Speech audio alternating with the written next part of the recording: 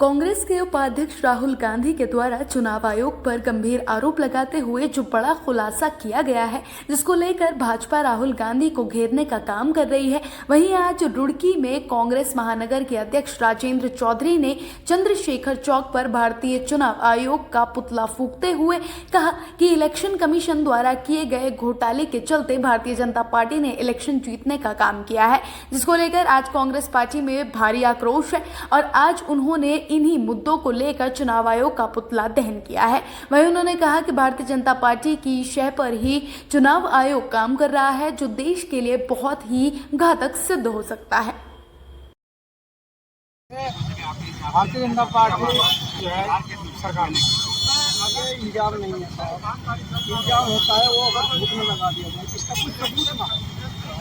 पिछले इलेक्शन से हम 2019 से इस चीज़ में लगे हुए पकड़ते धीरे धीरे धीरे इस चीज़ को ओपन किया था।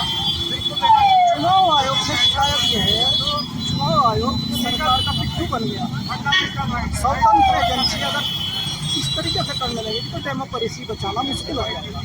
ये जो लड़ाई आज राहुल गांधी जी लड़ रहे हैं, ये पार्टी विशेष की लड़ाई नहीं है, ये जनता की लड़ाई है, ये आम नागरिकों के हितों की लड़ाई है।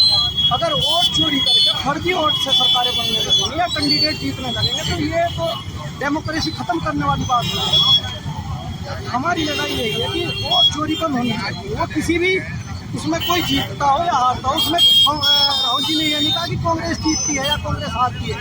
ये लड़ाई आम जनता की लड़ाई है, आम लोगों के हितों की लड़ाई है, इसलिए इसमें आम जनता को जुड़ना पड़ेगा था। हमने पिछले जिला पंचायत में देख लिया, जहाँ ARO ने अपनी मर्जी से किसी को सर्टिफिकेट दे दिया, जिला पंचायत जिता दिया। नगर पंचायत में हमारे भगवानपुर में धान के 5 बजे के बाद पुलिस ने लाठीचार्ज कर दिया गेट बंद करने के बाद।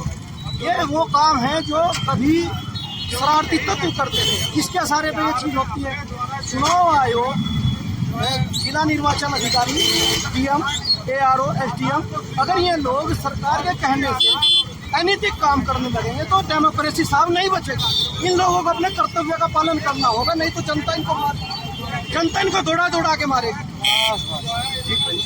कांग्रेस के पूर्व अध्यक्ष माननीय राहुल गांधी जी की ने और उनकी टीम ने एक लंबे समय तक पूरा सर्वे करने के बाद मैं सबूत किया, इलेक्शन कमीशन की हेराफेरी को प्रेस कॉन्फ्रेंस के माध्यम से उजागर किया, जिसमें उन्होंने ऐसे सबूत किए कि एक कमरे में 80 वोट है, एक बाप के 42 बच्चे हैं जिसकी खुद उम्र 52 वर्ष है और उसके बच्चों में 6 महीने, 5 महीने, 8 महीने का डिफरेंस है।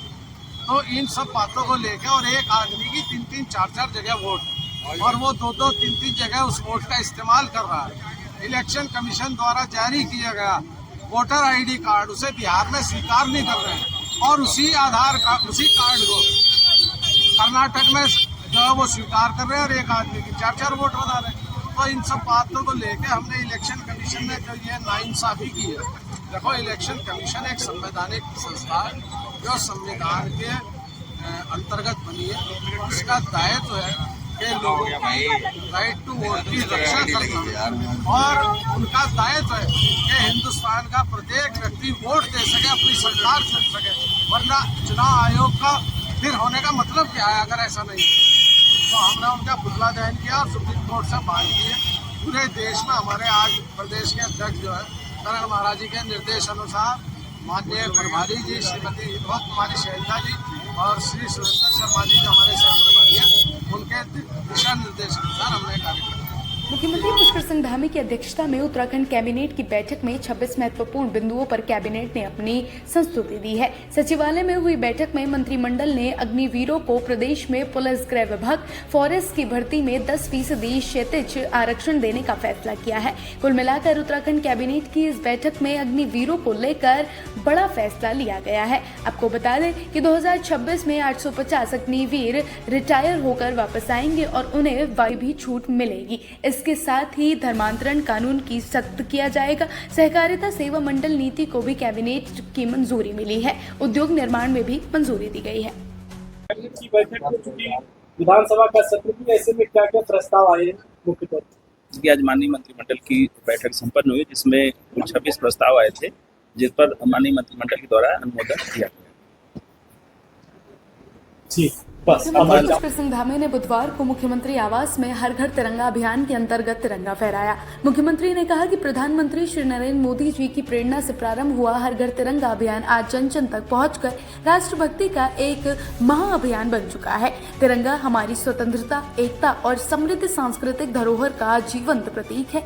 मुख्यमंत्री ने प्रदेशवासियों से अपील की कि स्वतंत्रता दिवस पर सभी अपने घर, कार्यालय, दुकान आदि पर तिरंगा गर्व और सम्मान के साथ फहराएं तथा देश की स्वतंत्रता के लिए बलिदान देने वाले वीर सेनानियों को नमन करें। साथ ही तिरंगे के साथ अपनी फोटो लेकर हरघरतिरंगा.com पर अवश्य साझा करें।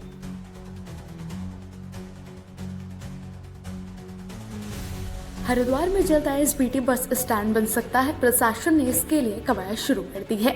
हरिद्वार में बढ़ती भीड़ और तमाम मेलों के दौरान बस संचालन ठप हो जाने की समस्या को देखते हुए पिछले सप्ताह मेलाधिकारी की अध्यक्षता में हुई मीटिंग के बाद प्रशासन ने ISBT बस स्टैंड के लिए जमीन चिन्हित करने का काम शुरू कर दिया है। डीएम का कहना है कि जल्द इस योजना को आगे बढ़ाया जाएगा। आपको बता दें कि कुछ समय पहले भी हरिद्वार में मौजूदा बस स्टैंड को शिफ्ट कर ISBT बनाए जाने की चर्चा सामने आई थी, जिसका व्यापारियों ने मुखरता से विरोध किया था। एक समिति बनाई गई है जिसमें पुलिस, रोडवेज, ARTO प्रशासन के अधिकारी हैं और एक सप्ताह में वो रिपोर्ट देंगे कि ISBT को हम कहाँ अन्य जगहों पर बना सकते हैं, क्योंकि शहर के अंदर काफ़ी भीड़ भाड़ हो जाती है कावड़ के टाइम पे भी और कुंभ मेले के टाइम पे।